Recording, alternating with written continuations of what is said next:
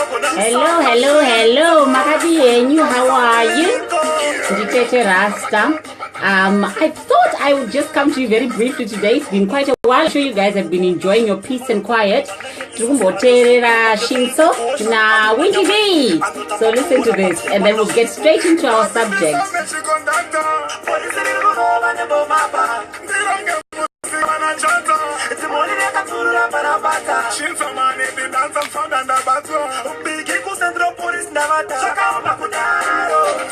Hello, I can see you're coming on stream. Welcome, you guys.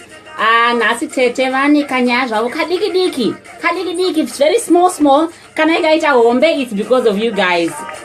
This is a song by Winky D and Shinso, and they sing about Survivor. And I wanted to just go back to the theme that I started this summer because but I want to just wrap it up and then just close the deal. So if I can just have a sound check, can anybody hear me? Just put a thumbs across or just a little message, and then topinda munyaye because nasi zino shakabaka. I thought we'd be looking at Dzimbadzemabwe, which is House of Stone. And for some of you who don't know, that is the way that we understand Zimbabwe as a country. It is a very sacred place. It is a very holy place. It is a very powerful place. And it is a place that we refer to as the House of Stone. Some of you, Vakaita history, you'll have studied about the Great Zimbabwe Ruins. They call them the Great Zimbabwe Ruins. But they're one of the most intriguing structures in Africa. And the building works are done before there was proper masonry. And I've been highlighting some of this about our history in some of the clips that I did this summer. And it is the great big wall. I think it's the one that's, no, it's not. It's on the Tete Rasta page. But it's got the brickwork that is so beautiful. That was, built by our ancestors. So I wanted to, Maggie, thank you so much for that sound check. So I wanted to talk about that really and bring us into a place of understanding kuti tiri papi as Zimbabweans. Because these last few days have been rather confusing in terms of what has been happening in the US of A. And then the last few days, I know there was some people who were doing a demonstration in Zimbabwe. So I wasn't following it that much. But what I've been doing is kind of catching up and finding out what people think about what's been going on. So this is not so much a political issue that I'm bringing up, but I just wanted us to do a balance sheet. Yeah, balance sheet. What have we achieved this year in 2016? Patanga Tichita saying, Tichifunga about Zimbabwe and the things that we think are not right, and perhaps some of the things that we have overlooked. I can see you, Grace, you're there. Salute to you, my dear. Tara, salute to you also. So I don't want to waste much time on this. A lot of you guys will know I'm very, very passionate about Zimbabwe. Ndodoshaya hope about this country. Not in a bad way. I've just always been very patriotic. But above all, you guys will know that I'm a Pan-Africanist. And as a Pan-Africanist, it is my duty and my absolute pleasure to enjoy anything that is African, anything that is, that embodies and makes us feel proud of our origin.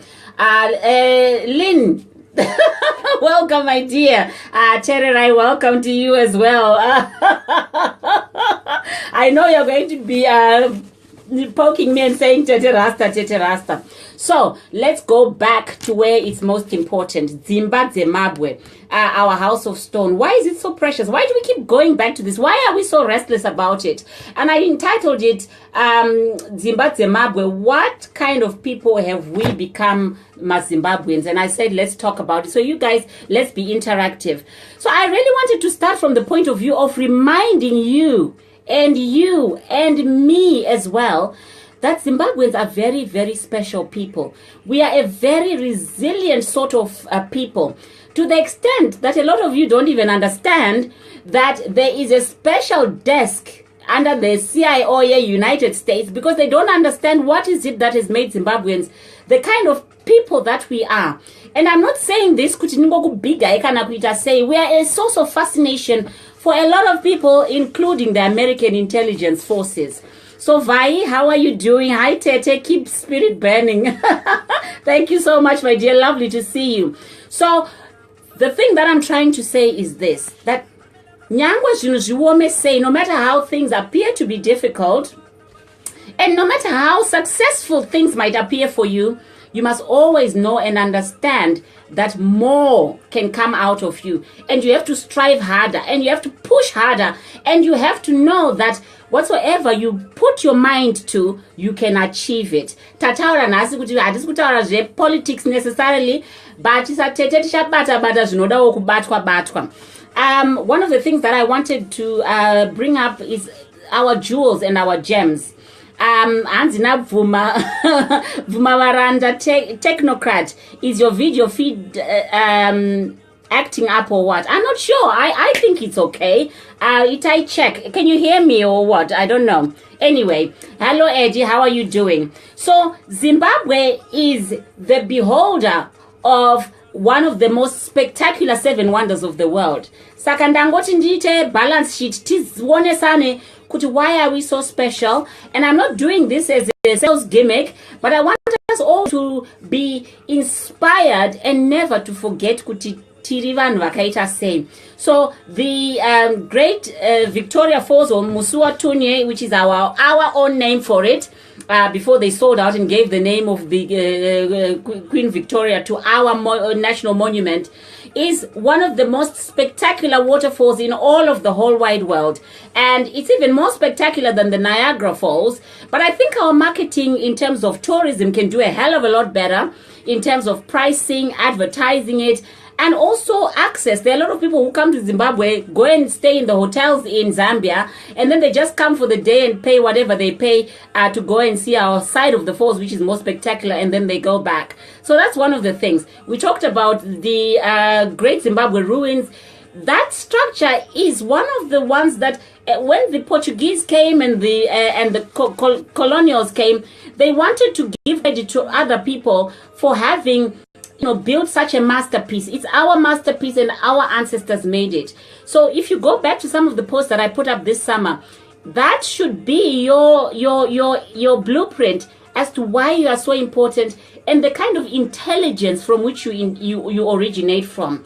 Then we jump from there and we go to the fascination of such things as the Chinoi Caves. And we go to Inyanga as well. We go and look at we look at the Kariba. We look at the Zambezi River. All of those things are things that we are endowed with before we've even gone to mineral wealth. So I would like us as Zimbabweans to not forget how well endowed we are. And then our struggle to independence, fighting against the white settlers, was one where we were at a total disadvantage. But Pakaita Vanwane Ushingi, who said we're not having none of this. How can we be second-rate citizens in our own country where we are the ones who are paying homage to white folks who've got their own place of heritage they have come from, and they're telling us what to do, where to live, and what we can and cannot do. So the Chimurenga 1, first Chimurenga, second Chimurenga should also attest to you about your bravery. If you're motivated, I'm happy for you. And natererai Tete Rasta zvamakapfeka izvo munoenda kuchikurubi, our motherland. Do you know that? Oh, I know. Ndinotori nekit yacho, ndine matrousers as well, nemaboots acho, nezibhachi racho, neziheti racho. Saka kana zvandibata, oh, nebulletproof, kana zvandibata ndinoita zvinorova. So, this is where I'm coming from now. There are a number of Zimbabweans, a significant number of Zimbabweans who've actually left the country and gone abroad. Saka, imimi, you have to reframe. You are not economic migrants. When these white settlers came into Zimbabwe, they were explorers, okay? They were exploring and exploiting. So you guys must start speaking Chirungu cha Tete Rasta. We are out of Zimbabwe to explore and to exploit. From this day onwards, murima expatriates. Murikundinzwisisa here. Kana uri kunyika kwauri, which is not in Zimbabwe, and you are not exploring and you are not exploiting resources, I don't want to know you. Me don't want to know you. Don't look me up. Let us have a sense of why is it that we are in this predicament. It's not a predicament. Adversity comes into our lives in order to propel you into a place of having. Saka, If you want to sit in a place and wallow in self-pity and say, oh, I am in England, I can't do this, and I want to be in Zimbabwe. You are there for a reason, my dear. When you are in United States of America, Trump akaiswa as the president-elect. Bankruptcy after bankruptcy. There are so many things about the American society that you guys can pick up. That mindset of where we are stationed for now. How are we going to take what we know in order to build our country? I was watching with fascination as a lot of people were gathering resources just this past few weeks to have this demo. And the previous week and the week before, we were busy lamenting that there's no pethidine in the hospitals, my antibiotics, a lot of things have been put on hold. Who are we waiting for to do those things for us? Mukaenda kunema caves, I can't remember the exact place. You will see my signatures adakasirwa nema ancestors hedu. There, in a time where there was no pens, they decided that they were going to do cave art and leave us messages and footprints that they had been there. How can any of you justify being out of the country and not leave a footprint of your significance and your importance? Because I've been seeing, like here in the UK, you've got the Polish people. They come here and they're like grasshoppers. They get into an area and they take over the whole place. A lot of people used to live in Luton. When the Polish people came in and the Slovakians came in, everybody moved up north because these guys took all the jobs. Okay? They were exploring and exploiting. So let's stop feeling sorry for ourselves. Let's get back on our high horses and ride as champions. We can't look at a situation and therefore define ourselves by the situation in Zimbabwe. Yes, vanhu vari kuti hatisina mabond notes. Yes, vanhu vari kuti they are not happy with certain things in Zimbabwe. Tarisa kwauri, is everybody happy where they are? So what's your excuse to keep sitting there throwing a pity party and not exploiting and maximizing? Were we not in a recession just now? Britain is now coming out of the recession. America is now out of the recession. Even Germany yakaitawo maziziro akawanda once upon a time, if you read your history, but they bounce back and they are one of the superpowers. So let's get a little bit deeper into our thinking, you guys, and start really looking at how can we now use the foundation that we know we all have in order to maximize and fix it. Anditi, Anzina Kola, first and foremost, our environment is not conducive for the tourist. Who says that is not conducive for the tourist? When the British went off to America exploring and exploiting, there were no lights. They were riding horses and chasing the Red Indians in those movies that you see. They had to build that, and it's the resilience that they showed that now people want to go and see the bright lights of California and New York and so on. We are the ones that have to fix it, Kola. We are a way ahead. If you look at our infrastructure in Zimbabwe, just look at the roads. One of the reasons why people like to come and invest in Zimbabwe is because tina network yakanaka of my roads. We have got the basic beautiful structure. All it needs is patching up and fixing up. Are you telling me we don't have my engineers who can go into Zimbabwe and really just sit there for a month and do a project plan? How are we going to fix the water? How are we going to fix the road and improve our networks and everything else that needs to be done? Varimu health, varimu social services, varimu police. Are you telling me that you can't pick up from where you're working, where you are, the best practices that will help us to improve our lot in life? We cannot afford to be Zimbabweans who have become sorry sights and public spectacles to our neighbors who are less educated and less informed than we are. Kola, I know what you're saying about it's not conducive, but who not conducive wacho is not, it doesn't give us a disadvantage because tiri pamberi. There's also aspects that people are actually now going into places to see the organic country, to see how magariro evanhu, how people live. We don't want to be another destination where people just go into hotels and people just eat fast food. We have to be a tourist destination with a difference. And nature has endowed us with so much that people can come over there and enjoy. What we have to be thinking about as a matter of priority is health and safety issues, cleanliness of water, energy that is sustainable, and also making sure that we have our currency, which means that when people come and spend, we are not going to be externalizing and then missing out. Anti na BT nzo mazimba ari busy kushainirana kwete kuita chirwirangwe. I think you're absolutely right. And ipapa bupanda kugadziriswa stereki ipapo. When I first started doing Tete Rasta, people thought I was out here kuzoshainira vanhu. Inini ndingori wakatsuro kari musango kanongovine chipo chekutaura. And when I come and talk to you, I know a lot of you are judging me.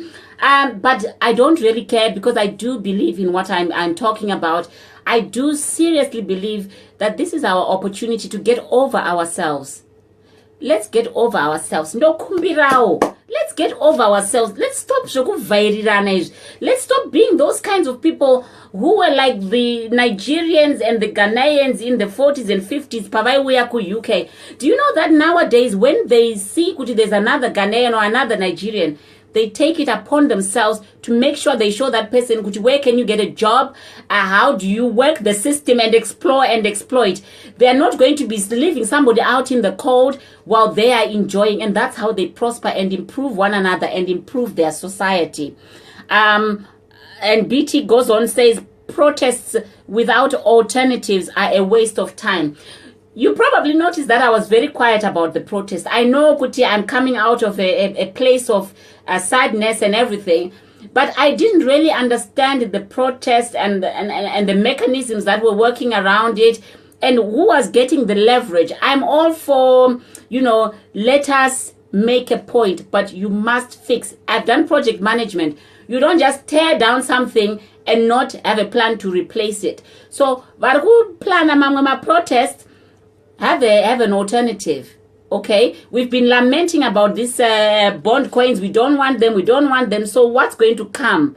What is going to come? Saka kana kusina mari yakaredwa zve chokwadi yakaredwa. We know kuti yakaredwa. Does it mean that we are just going to be sitting there and saying we don't want this when people are now pushed to bartering? What is the alternative? Pani mazimba akaita finance. Vamwe vari kutoshanda kuma very, very high post kuma banks. Why are you guys not talking to your friends and your fellows in the areas where you specialized in and trying to offer solutions into the Zimbabwe situation? What I'm saying is this. Let's stop feeling sorry for ourselves, because when we continue to feel sorry for ourselves, we become the spectacle of the world. It prolongs our stay in other people's countries. There's never anybody who should feel too comfortable in other people's countries, because it's like mwana wako aenda ku next door kunotamba because kune PlayStation, and the child doesn't want to come back home because you don't have a PlayStation at home. When is Zimbabwe going to fix itself so that it's got to mastondido twokuti vana vese vari ku diaspora vanodzoka nevana vavo nevazukuru vavo nevakwasha vavo?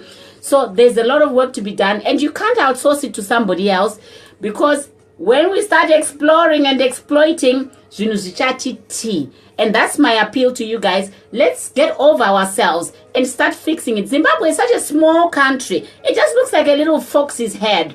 Okay, it wouldn't even take long for us to fix it. Look at how Britain has managed to fix their infrastructure. And mukapeta England, if you fold it all up, you can squeeze it into Zimbabwe. Yeah?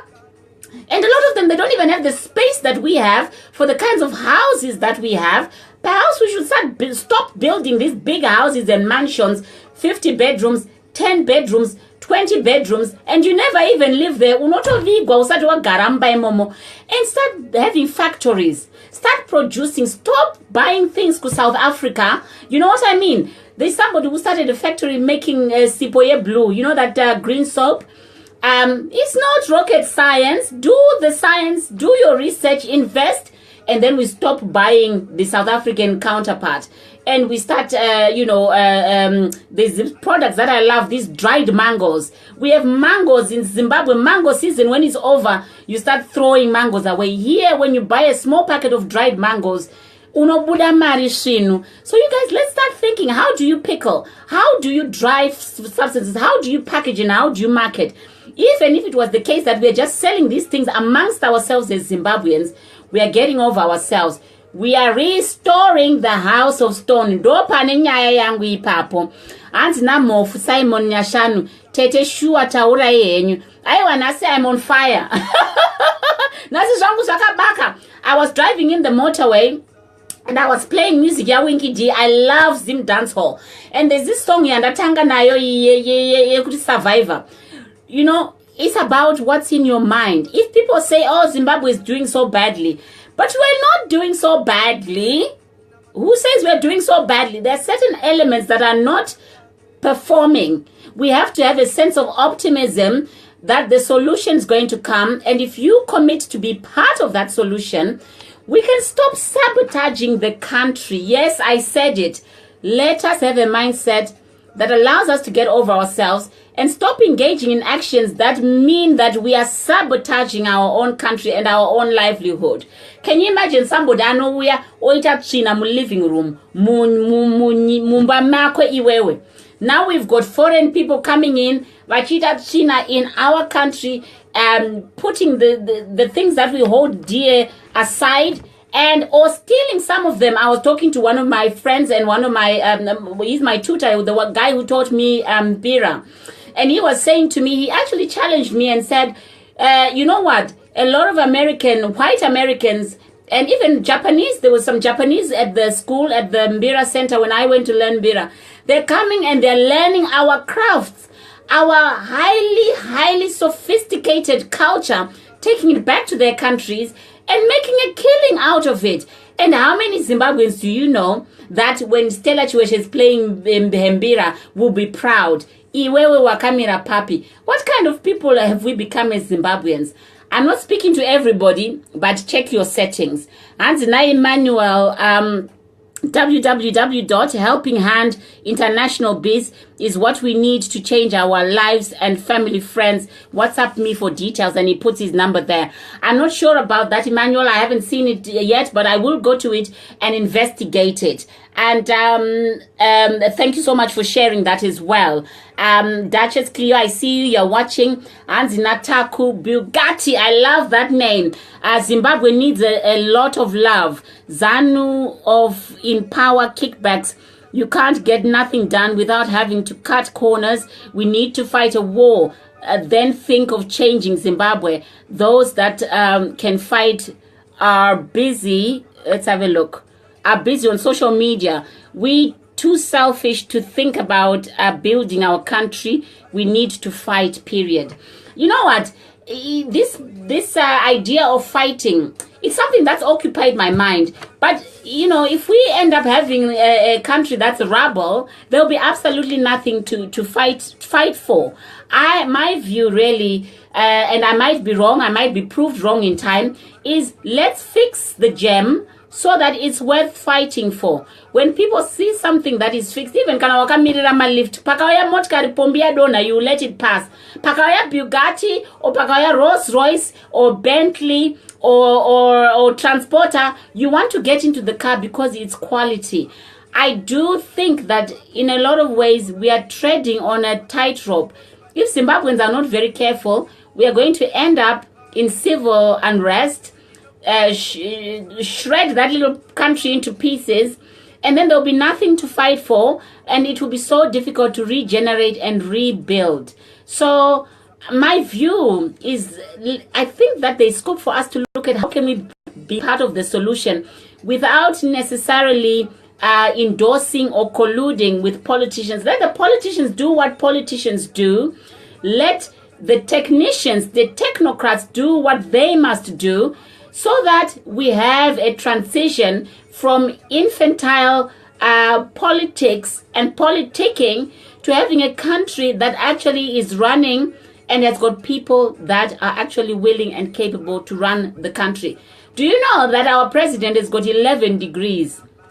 pavari pai 11 degrees. I looked at them once and I was trying to think to myself, kuti kana munhu aine 11 degrees that are quite broad, how come he is failing to fix this thing? And my only logical conclusion was that it is our time, your time and my time, and the time of those people that are at home to really start looking at it's our generation's time to fix what is going on. You know, there's education, which is just a piece of paper, a certificate. But ugamuti, okay, you are now an electrical engineer. There's a house, do something. They can't do it. Or their knowledge and information is outdated. Or they have the knowledge up here, but they have no practical experience. So let's examine ourselves, Kuti. What is it that is holding us back? Let's try and move away from the politics of sabotage. My greatest nightmare is that the Rhodesians are going to come and switch off the lights when everything has been torn apart and say, you know what, we knew that you brown people cannot take care of this country, and that's why we colonized you. Why should we give anybody that satisfaction, especially somebody who treated us, or a group of people that treated us so badly? And Lynn says, Emmanuel, you are on the wrong platform. Ah, okay. Thank you for that. I'll go and have a look as well, and I'll give feedback. And BT says, time is running out. The people in the diaspora are now settling where they are at domicile. Zimbabweans will soon be a fading memory for most of these people and their children. This is how the country is losing her children. Ipa, you're absolutely right. One of the things that I was trying to negotiate when I was moving to Zimbabwe in 2012 with my son was, let's do it. And his argument was there isn't electricity all the time, there isn't Wi-Fi all the time, the water is bad, and some of the teachers beat you up at school. So, Mwanawemu human rights activist knows all those things, and here I am, having been conquered by his argument, and he's right, and he's a child. And those that are running our amenities in Zimbabwe, what's wrong with you? If people are coming that have been running water amenities in other countries, who have explored and exploited and are ready to inject that into Zimbabwe, stand aside and let them do the job. I know so many people who have tried to go back to Zimbabwe, worked really hard and then exited again because avanakupiwa mkana, or they were frustrated and then they ended up having to go back. Anderson, welcome to my platform. Terry Rice says, when I did my training as a podiatrist in one of the hospitals I worked, there were nurses from St. Lucia. They managed to come up with a very proactive program. St. Lucia has the highest rate of oh dear, I'm losing this. Hold on a minute. I'm trying to extend your thing. Okay, I think I've got it. Okay, you said St. Lucia has the highest rate of diabetes. So the group of nurses in this hospital has put their case to their colleagues to go to St. Lucia on holidays. A few days of their holiday time, they help out in the different health sectors. There are so many of us who can do the same in the health sector. Terry, that is where the money is. The Nigerians are doing it, the Ghanaians are doing it, the Indians are doing it. Some of them have even set up clinics where it is run 365 days a year, 360, I forget, the pressure of talking. Anyway, every day of the year it is run. They run optician clinics, they run dentistry, and they just have people on rotation going on holidays and providing a service. It's voluntary. That is the giving back. And where you've got Skype and you've got WhatsApp, you've got the internet at your disposal, we can also look at how do we infuse the evidence bases that we are learning and exploring and exploiting in the countries where we are domiciled. So BT, there's nothing wrong with people continuing to be domiciled where they are, but what needs to happen is us sharing the knowledge and rebuilding and revamping that gem that we have. Terry, I really like that idea, and I think that we should talk some more about how can we do it, because we just need my baby steps. It doesn't have to be a big thing, but we need to start somewhere, because we can't just be waiting for other people to come and sort this out for us. It's our baby. Draggy T, welcome. And true that. I think so. I really believe in solutions being focused on us. Let's do a little bit of history here. Australia, it is run by white people. Where did those white people come from? Australia's original people are Aborigines. You know what I mean? In the Second World War, there were a lot of young children that were shipped out to Australia under the guise of safety and security and all of this. They sent them there. Some of them were criminals as well. They were trying to get rid of criminals out of England and out of Wales, Scotland. And then those are the people that have been exploring and exploiting Australia. Go to Australia now. It's beautiful. We can't have the mindset that other people are more intelligent than us, because they have fixed it themselves. Let's start thinking about how can we be part of the solution. Terry says, it took me a year to get a license to practice in Zimbabwe.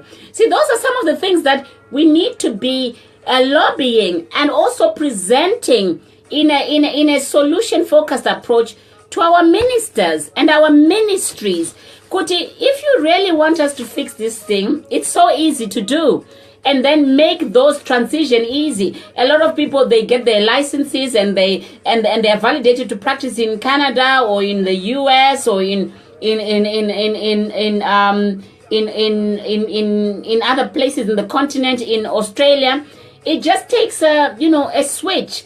And let us also start looking at when people come to our country to explore and to exploit, are they contributing in their taxes? You know what I mean? And also, how can we start looking at intellectual property so that certain things like our music, our traditional medicines, healing, if people are coming on special explorative missions, they pay us decent money to take back our intellectual property. You know what I'm saying? Because we are losing a lot of revenue through things like that. And these are the things that you and I should start being part of the solution. I'm always listening to music. You know, when I go to Zimbabwe, I feel so bad because I'm buying this artist music at 50 cents. Yeah, Benwa. Here, if you breach copyrights, you are going to get charged. How can we allow our young artists to actually start making money? Our poets and our artists actually start making money. I think South Africa have been doing some wonderful stuff where they've now been coming and performing in the operas over here. You know what I mean? How can we start building products that are going to actually start generating revenue for Zimbabwe? BT says, rather give up because the government is incapacitated. We can start from the ground and move upwards. We can improve our village compounds. Let us put clinics, boreholes, solar, etc. I absolutely believe in that. And you know what? Some people will be saying, oh, Tete Rasta is now daydreaming, or whatever. I think that there's a time and place for us to show discontent. But when we are showing discontent and investing more in the negative energy instead of fixing some of the things or having a balanced approach, we are really going to miss it. We are really, really going to miss it. And I'm asking today, on this day, the 20th of November, 2016, what kind of people have we become as Zimbabweans? Have we become those people that are helpless, that are just dependent on donations? Or we want to reconnect with our greatness, the greatness of our great warriors, the ones that left cave paintings for us, the ones that built the great Zimbabwe, the ones that were custodians of our wildlife and didn't have poachers, people that didn't exploit our wildlife for peanuts to Chinese and other people. We need to start the conversation. There's no point people saying, "Oh, we want a free Zimbabwe." Free from what? And then what if things are not efficient and are not working very well? Some of you had never come across the word poor dietary. Poor dietary chi.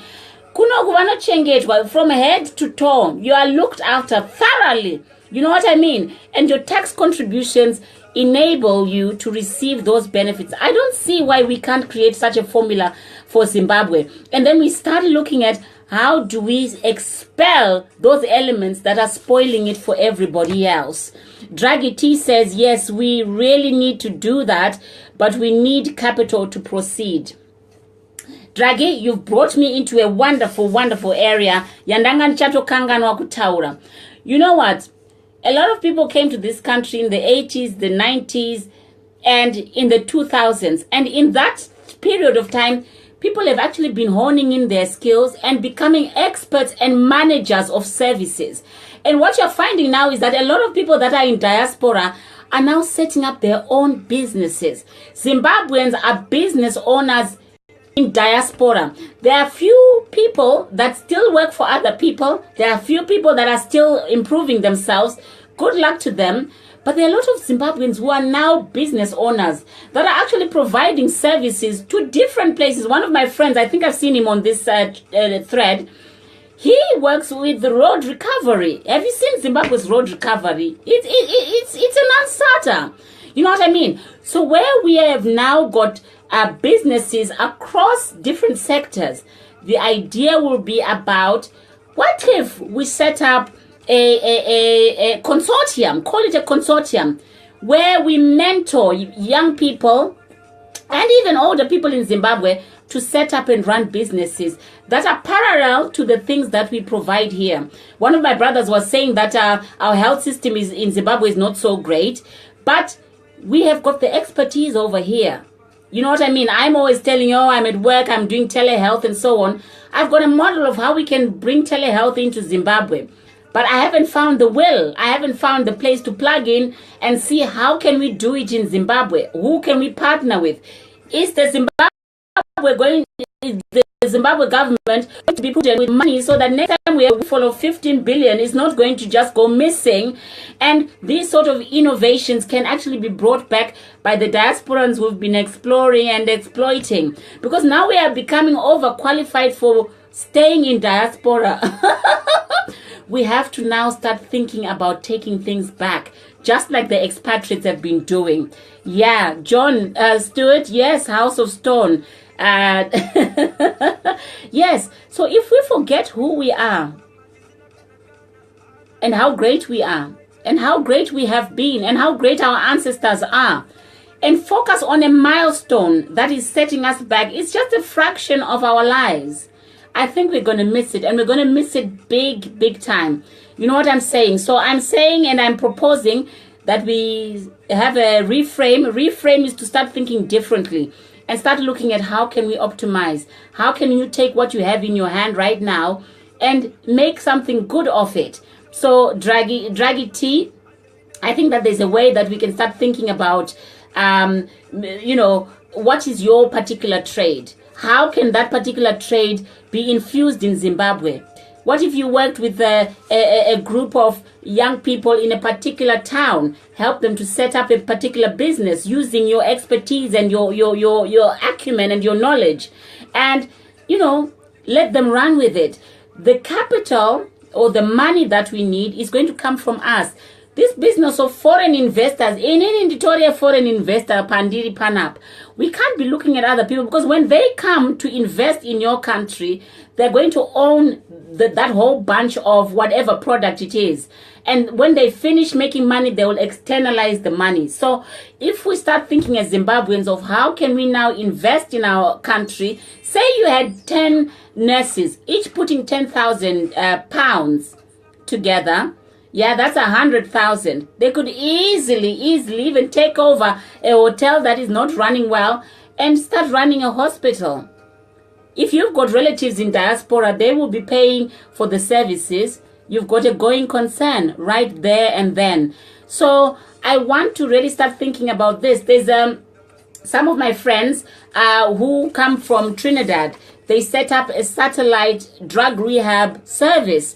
And what they do is they have celebrities coming from the UK going there for treatment. One, it maintains confidentiality. Two, the staff were trained here in the UK. Three, the accommodation is at par. And they have a recovery and they have a little holiday before they come back, Vita, detox. So it's kind of like a therapeutic holiday, but that's how they're generating money. There's so many examples of other developing countries whose people are now thinking and actually taking their expertise and outsourcing supplies of services to people in the developed countries who want to buy in. And not only that, but if you've got relatives in Zimbabwe, are you not going to take them to a hospital where you know that the standard of care is as good as the one that that would be good enough for you? Let's move away from hospitals. Let's look at engineering even. Why should we be buying bicycles? Why can't we start having factories where we've got all the minerals that are needed to make my steel frames and so on, and start manufacturing bicycles in Zimbabwe? Zimbabweans, let's be challenged. What kind of people have we become? Have we become such that we shun to even start thinking about fixing our house? Some of you have got houses that you bought in Zimbabwe. You're not even maintaining those houses.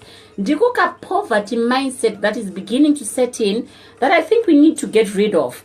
Draghi, you say thank you. I will look into it. Paribo, from now on you will see Tete Rasta programs, but I would focus on the solutions, because I think that there's scope to start being part of a solution with a long term in mind. You know what I'm saying? I would love to be resident in Zimbabwe when I'm 70, and my grandchildren are happy to come and visit me, and they have no lack of electricity or water or Wi-Fi, and I can take them on the roads. If any of them have an accident, they will be taken care of. That is the Zimbabwe that I see. But a lot of our energy and a lot of our potential is being drained by the place where we have now sat down and said, woe is we. So let's start rethinking, ngati charge those batteries and start doing something that will benefit us in the long run. Because I believe that we can do it. Because we are doing it for other countries. Do you know that when Oliver Mtukudzi comes here for a show, or even Thomas Mafumo comes to England for a show, the hospital managers are furious because most of the staff, they go to enjoy themselves. So if we've got the capital to actually cause disturbances in service industries in other countries, doesn't that just attest to what I'm trying to say? I think that now I'm just going to take a few points to the and then I'll finish. Tete Rasta says capital is not a hindrance at all. One can link up with the non-governmental organization, set up a trust, and go that way. Absolutely.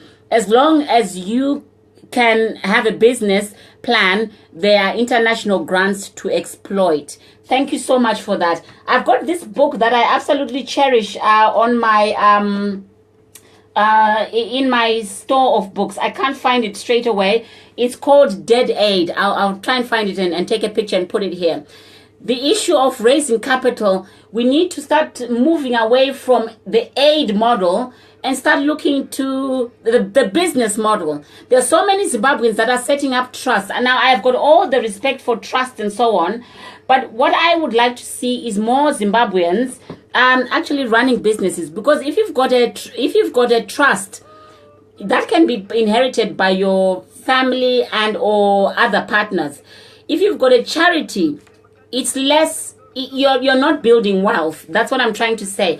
So the model of getting funding from my NGOs is good. It gets things going. But also in addition to that, let's get into setting up businesses that are viable, and then we are the masters of wealth. We master our own wealth. This is the problem. What happened with this whole mining venture in Zimbabwe?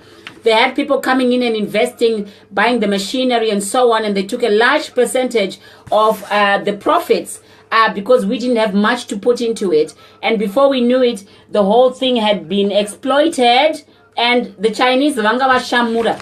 And can you believe that they used to fill planes with the dust and everything, carry it back to China and exploit for other things that they had not been given licensing for. So I'm all for making a start, but we have to get into making our businesses.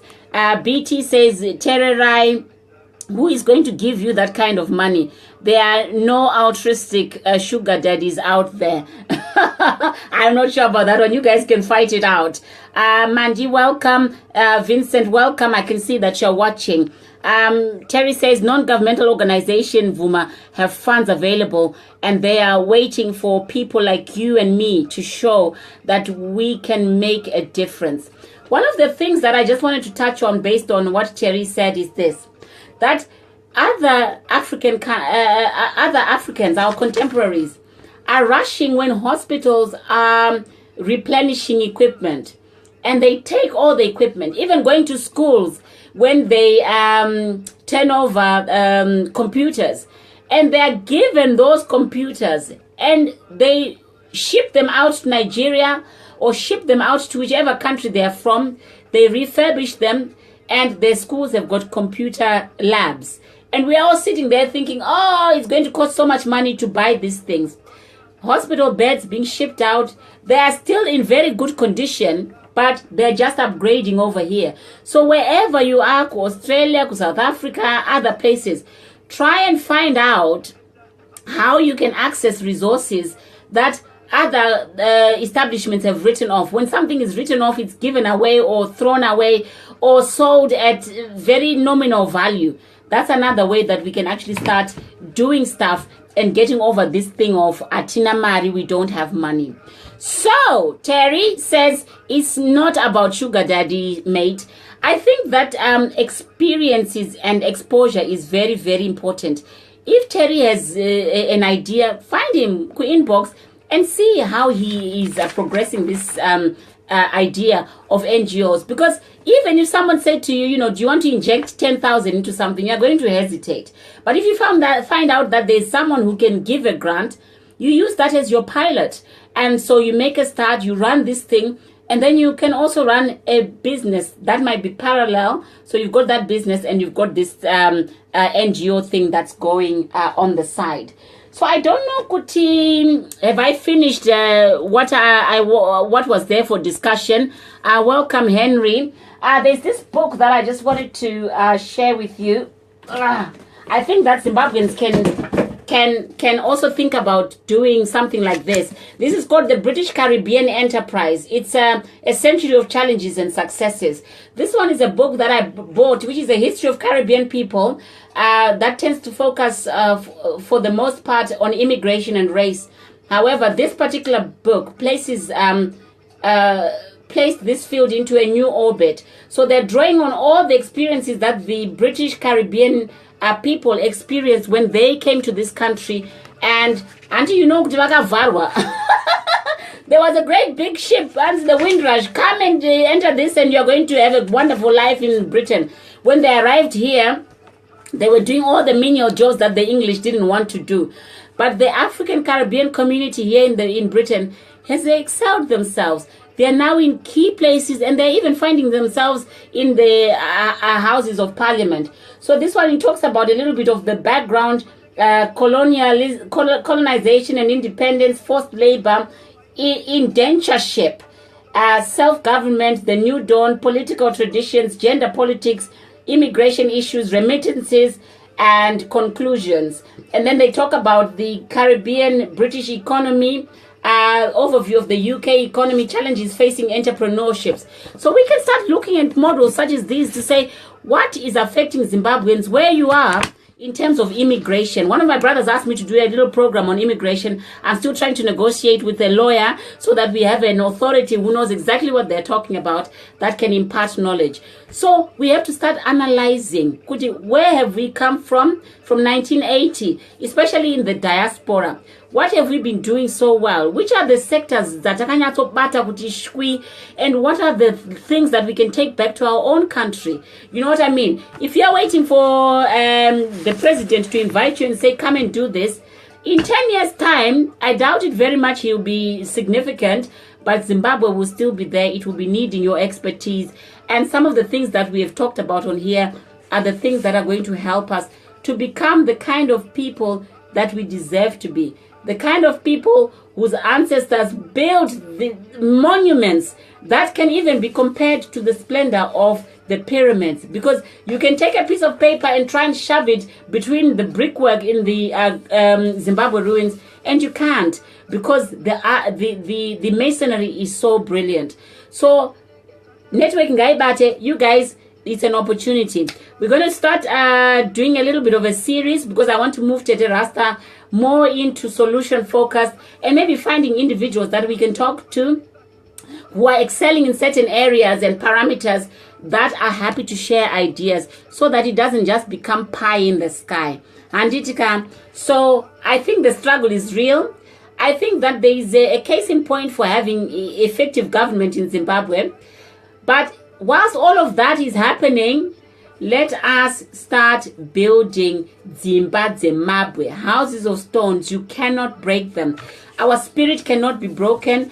And let us get out of ourselves, get over ourselves, and start being part of the solution. Sakandio installment yangu yanasa, I think I've talked more than what I meant to talk about. But there we go.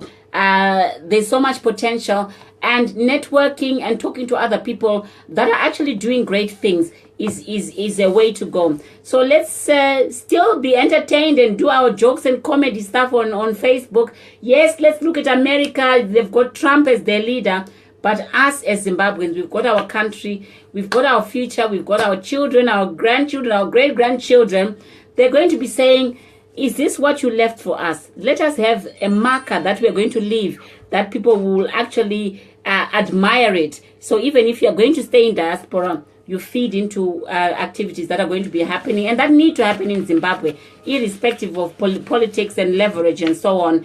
Let's build this thing. It's a gem. It's a beautiful, beautiful gem, and it just needs a bit of polishing. Maita Basa, thank you so much for joining me. Inini, I'm signing out.